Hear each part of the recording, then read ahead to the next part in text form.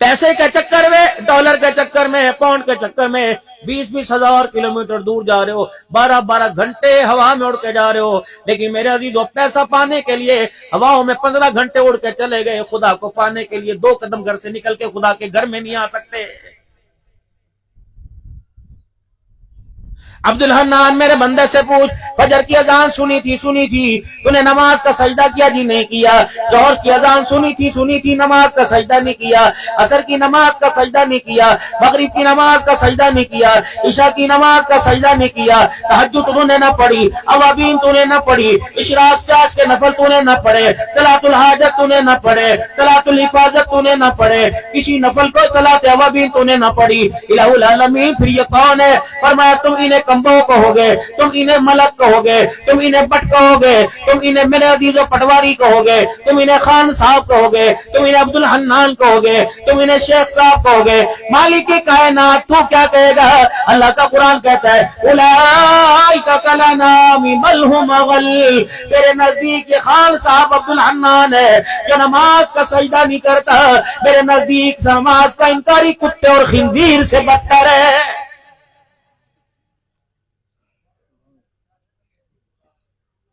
ایک اونٹ آیا مدنی کریم صلی اللہ تعالی علیہ وسلم کی خدمت میں، حضور علیہ السلام نے فرمایا تھا جو میری طرف بات منسوب کرے اور وہ بات میں نے کہی نہ ہو، وہ بات میری طرف منسوب کر دے، کہنے والا اپنا ٹھکانہ جہنم سمجھے۔ علماء اکرام کی موجودگی میں کہہ رہا ہوں، ایک اونٹ حضور صلی اللہ علیہ وسلم کی خدمت میں آیا اور آ کر آپ صلی اللہ علیہ وسلم کے کان میں اپنا ٹکڑا سنانے لگا۔ اتنے میں اونٹ کا مالک آ گیا اور کہنے لگا یا رسول اللہ یہ اونٹ میرا۔ آپ نے فرمایا کب کہا یہ اونٹ میرا ہے؟ ہاں اونٹ تیرا ہے، لیکن میاں جی آج یہ تیری شکایت کرنے کے لیے آیا، آج اپنا دکھڑا سنانے کے لیے آیا، آج میرے سامنے کھڑا ہو کے رونے لگ گیا، کہنے لگا اللہ کے نبی چارے کا خیال کرتا ہوں، اس کے پانی کا خیال کرتا ہوں، اس کی گرمی سردی کا خیال کرتا ہوں، اس کے دھوپ چھاؤں کا خیال کرتا ہوں، اس کی خشکی تری کا خیال کرتا ہوں۔ آپ نے فرمایا رب کبریا کی قسم ہے اس میں سے کوئی بھی تیری شکایت نہیں کی۔ یا رسول اللہ پھر کیا شکایت کر رہا ہے؟ میں اس پہ بہت زیادہ ڈالتا ہوں کہ نہیں اللہ کے نبی پھر کیا شکایت کی؟ آپ نے فرمایا تو عشاء کی نماز نہیں پڑھتا؟ جی مجھ سے غلطی ہو جاتی ہے، سارا دن حلال مزدوری کرتا ہوں اور رات کو بستر پہ لیٹتا ہوں، عشاء کی نماز کا پتہ نہیں چلتا۔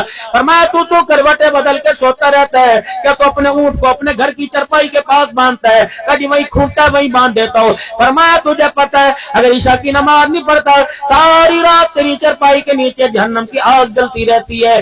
اس اونٹ کو اتنی گرمی لگتی ہے یہ رسی توڑا کر میرے پاس آ گیا ہے۔